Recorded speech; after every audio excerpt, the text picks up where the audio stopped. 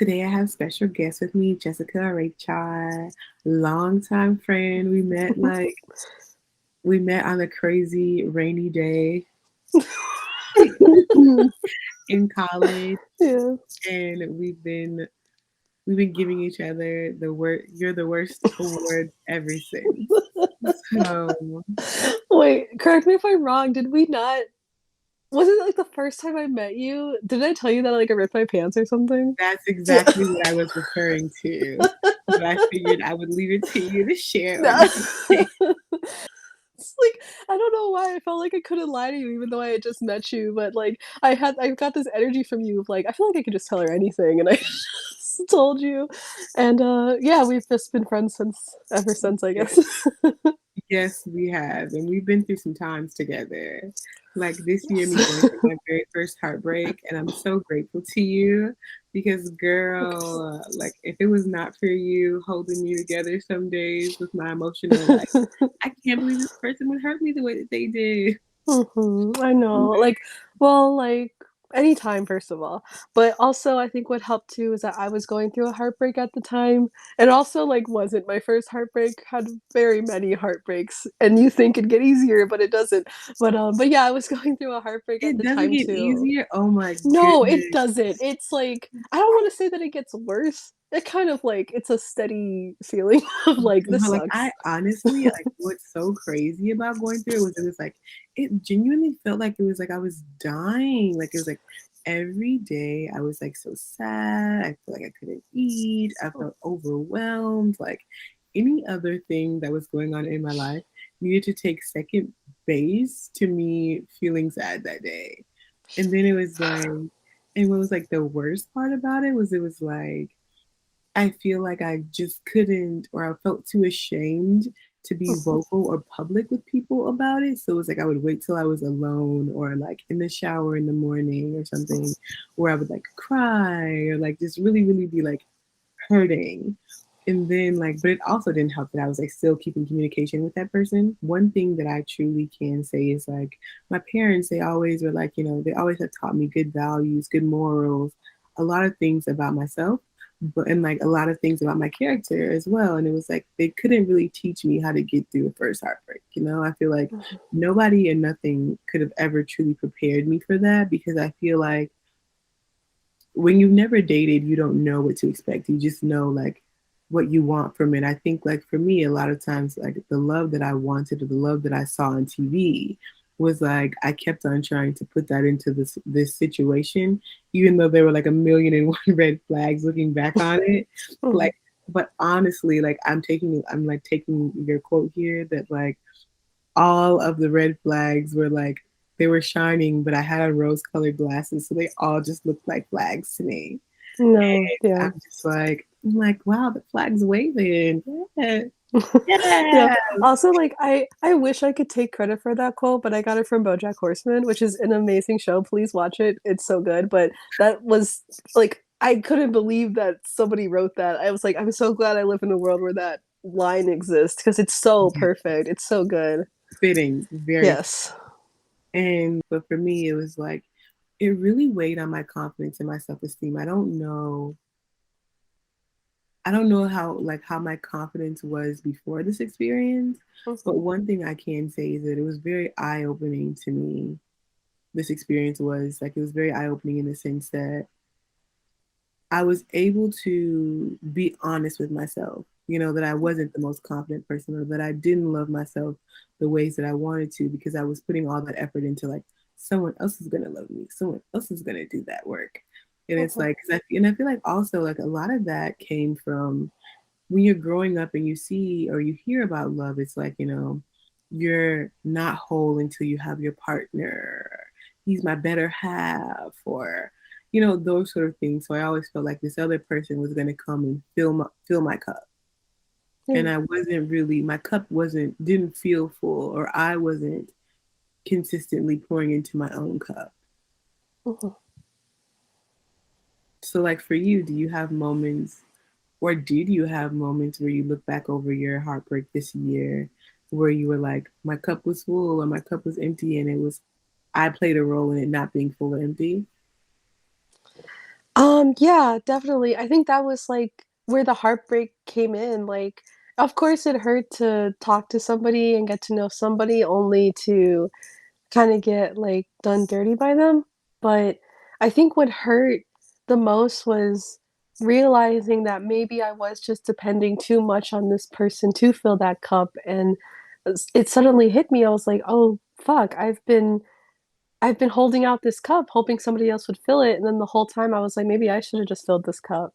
Right? And it was like it was such a hard slap to the face, and I think, like, the heartbreak, of course, like, stems from actually getting your heart broken and, like, really, like, just getting, like, screwed over by somebody that you trusted, but it's also this it for me, it just hit me and it I just had realized that, oh, I think this whole time I've been searching for something in other people and I should have been looking for it in myself because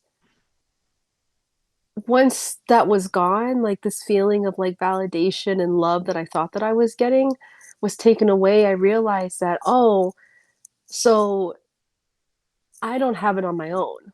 Like when I'm by myself, I don't have that. And that's not good. And it was a really scary thing to realize about myself. And I had to realize that, oh, I need to make sure that I'm able to give that to myself before I get it from anybody else. Because if you give people the power to validate you, they can validate you any kind of way. I was I was trying to get my cup filled by people who had nothing to fill it with. Oh my goodness, girl. Like that's Girl, did you hear what you just said? Oh my goodness, isn't it so crazy how we get into these situations where it's like people give us breadcrumbs and to us they're giving us the whole loaf because we didn't have any bread at yes. all. So to us Yeah. It's nuts. And that's why like once I really started to like dive into the like work of kind of bouncing back from the heartbreak because once that happened and I had that realization, I was like, oh, there's some things I haven't fully addressed about myself or things from the past that I haven't fully like faced. And in that moment, I was like, I need to go to therapy. And it was something that I had been putting off for a really long time. And I was just pushing it off. And I kind of think this was just a moment where it was like God giving me the sign of like, you kind of need it right now. Like, and I was like, yeah, I do. Cause um, it was also it happened at the end of 2020, and we all know 2020 was a year. So a lot of stuff happened girl say that outside of curse word that. on here. You beat me from 2020. Um, but yeah, no, like it was a really tough year besides that, and I think that was the straw that broke my back. And I was like, yeah, I think I really need to face some things that I haven't been able to face. And that heartbreak really was like a wake up call for me. And once I started to like dive into that and really started to like do that work, which I'm still doing, I still have a very long way to go, but um, I've seen the work that I've done so far this year, and it's nice and refreshing to finally see like, oh, like I could have been filling my cup this whole time, like Um, because I see what I've accomplished this year on my own, and I'm like really proud of that. And like not even like on my own, like so much as it's like without the need of approval from people, especially like men or like potential partners. Like I've had a really solid support system. Like I always thank God, my family and friends like you and like my family and friends here. And I also like try to thank like myself because I think me admitting that I needed to like go to therapy and like really learn how to heal was like the greatest expression of self-love I could have ever done for myself. my my introduction to love was I always say was my parents. They were my first introduction to marriage, and I feel like my mother has always loved the idea of love. And my father, it was like, although I would never say that he doesn't love my mother, he doesn't love my family, I feel like his his affirmations of love and his expressions of love weren't as passionate or as giving as my mother. So it was like that was my introduction to love, and then it was like going out and watching other people that I knew in my, whether it was in my family or in my friend groups, and seeing them being in love, and like seeing their versions of love also be like, one side is more heavy handed than the other. Mhm. I feel like that kind of made me feel like, okay, well, in my relationship, maybe I shouldn't expect my partner to love me equally, or to see those affections maybe just only for movies or books or things like that. Mhm. So it was like I took that into relationships, and instead of being that person who was like, okay, I saw that and I didn't like that. So let me find love that's acceptable for me. Let me set expectations of what I want, because I didn't see that.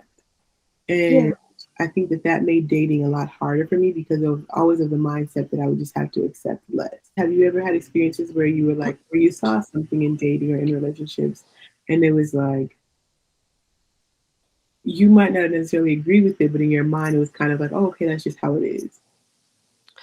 I would say yeah, 'cause I think about how generationally speaking, our views on love are so different, and I think about, like, how our parents I felt like they kind of love seemed simple back then, and I think why it seems simple is probably because our parents didn't come from a generation that put too much emotion into anything.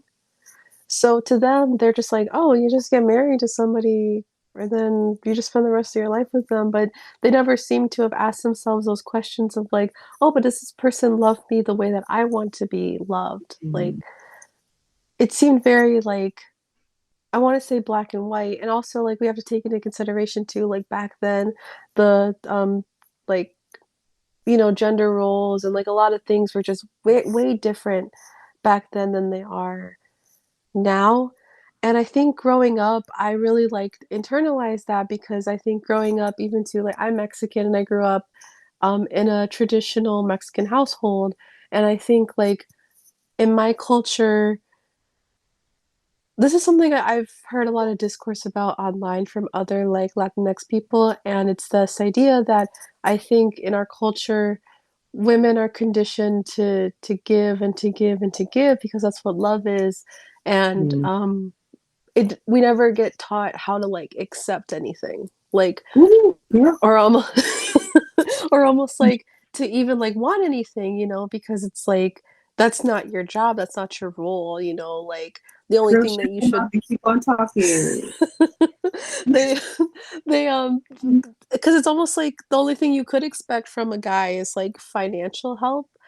Yeah, so that's something I really, like, picked up growing up is that, like, my role as a woman was to give, like, I have to constantly give and give and give, but the minute I wanted anything, it was deemed as a bad thing because, well, what do you want? Like, I'm you giving know? you everything you need. What do you mean Yeah, I'm giving you everything you need? yeah, and it's just like, okay. Well, like, I want safety. Like, I want I to want be love. vulnerable with I you. I want want trust. love. I want I want care. respect. Respect. Like, you know, but Be treated with dignity. yeah, like I want to be treated nice. Like, but An with occasional date. And on my self care journey, I've been really challenging myself to find ways to love myself fully and wholly and passionately. So that way, when I am dating and when I am in a relationship, the love that I'm receiving from someone else isn't the only love that I'm getting. And so Mhm. that way, if it ends or even if it stays, it's not all that I have. And Yeah. I'm feeling myself and I'm not putting that responsibility on someone else to love me. And I'm asking you, are there things that you're doing, or are there stuff that you're doing to challenge yourself to pour into your cup, as we talked about earlier? Are there things that you're doing to build yourself in a way so that that way, if you do face heartbreak again, you're more prepared for it in ways that it doesn't feel so detrimental to your life? So I think one thing that I started doing, and something that I want to really start taking seriously is, for me, I'm a Christian, and I think having a great relationship with God has definitely helped me, because I think there's a lot of things that change in our lives. A lot of people come and go, but from my experience, the one thing that has always been consistent in my life and has always been in my life has always been God, through the good and the bad. So I think keeping him center for me really helps me and also helped me through my heartbreak as well. So that's like one thing for sure. I think the other thing too is like, yeah, just doing things that genuinely make you happy, even if it's scary. I think this past year I started doing things that I really wanted to do and have always wanted to do, but never got to do it because I was so afraid. And I kind of had this feeling of like, oh, well, I don't deserve to do those things because of XYZ. I don't know. But that feeling of like you don't love yourself enough to give you the things that you want to do or let yourself do the things that you want to do. And like this year I started traveling for the first time, and like I was able to like start to dress the way that I've always wanted to dress, which was like really scary. I mean, I don't know if you guys can tell, but like my head is shaved. Like I shaved my head this year, which I would have absolutely never done this last year. Absolutely not. Did not have it in me to do it. And I think just going for it really like helped with my confidence and my self-love, because I just allowed myself to do something that made me happy despite getting comments and opinions here and there that told me that like I shouldn't do it. Thank you, girl. Of course, anytime. Thank you for having me on this platform that you're starting. I'm really excited for you. Yes. And everybody, this is Jessica. I'm not gonna say her last name because I've been messing it up for like 8 years. So Just put it on the screen somewhere. so thank you so much for being here. I really, really do appreciate it. And I'm so grateful that you took the time out to be vulnerable with me and speak with me about your self-care journey. Yeah, of course. Thank you for giving me the space to do that. I appreciate that a lot. So thank you for just being here. Oh, And of course. all right, guys, this was another episode of The View From Here with Jessica and Carl. Bye. Subscribe. Like, share, and subscribe, baby. Like, share, and subscribe. Do all three of those things and then go to bed.